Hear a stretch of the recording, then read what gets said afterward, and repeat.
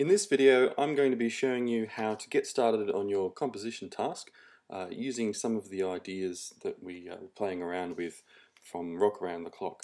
So the first thing you're going to need to do is to download the composition template. So we just go over to the blog site. The composition page is located under Rock Around the Clock student pages composition.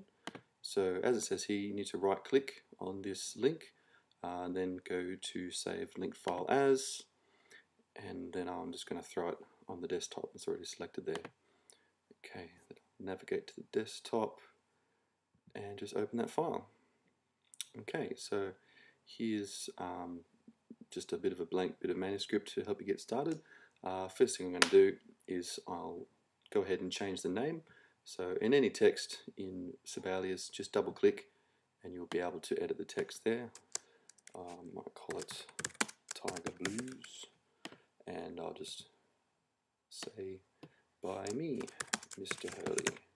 Okay, so now if we want to get started using some of the ideas from Rock Around the Clock, they're actually preloaded in the score. Just go up to here to the little idea bulb and click on it, and brings up this ideas hub here. So you can see I've already preloaded in some of the ideas from Rock Around the Clock.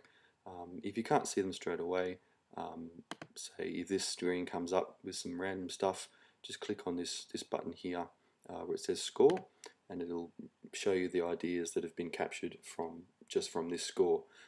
Okay, so if you want to use and insert some of these ideas into your composition, all you need to do is to find one.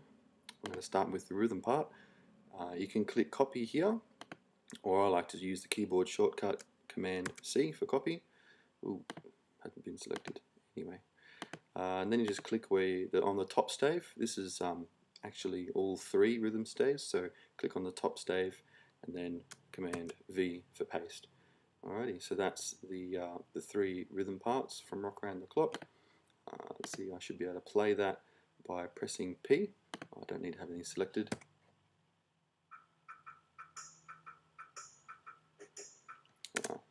You might not be able to hear that, it's pretty quiet. Okay, so now let's say I wanted to repeat that across a few bars. So I'll select this bar here by clicking on the line, not on a note. Clicking a note just selects that note, but if I click on the stave, it'll select the whole bar.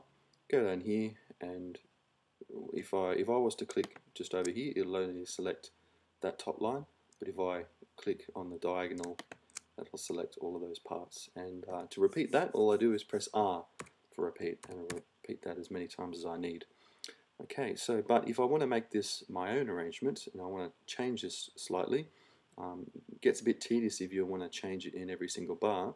So what we can do is we can actually change the idea in the idea box. I'll just go and undo that. Command Z for undo.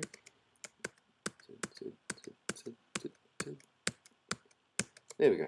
Okay, so if I double click on the rhythm idea, it brings it up in a new window. So I can change it here, and then whenever I add it into the score later, it'll be my new idea. So I might just change this top part here. I'll change that to two quavers. So click on the quaver, press R for repeat, and I'll make another one. And then I'll click on this note, change it to a quaver, R for repeat. Okay, so then I'll just exit that, press yes for save that idea. Okay, so now when I click on that and click copy, paste it into the score, there we go. Now it's my new idea with the two quavers there. And I can repeat that a few times by pressing R.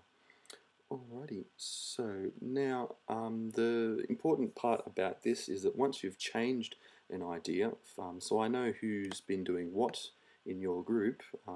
Once it's changed, go back to the Ideas Hub, select your idea that you've just changed, and click on this little light bulb with the cog for edit the ID info. So I'll know who has contributed what parts and what changes and what ideas by you changing the name of the idea. So it's no longer, can't really call it Rock Around the Clock anymore. So I'll just put that, and I'll go I changed that idea, so I put my name there.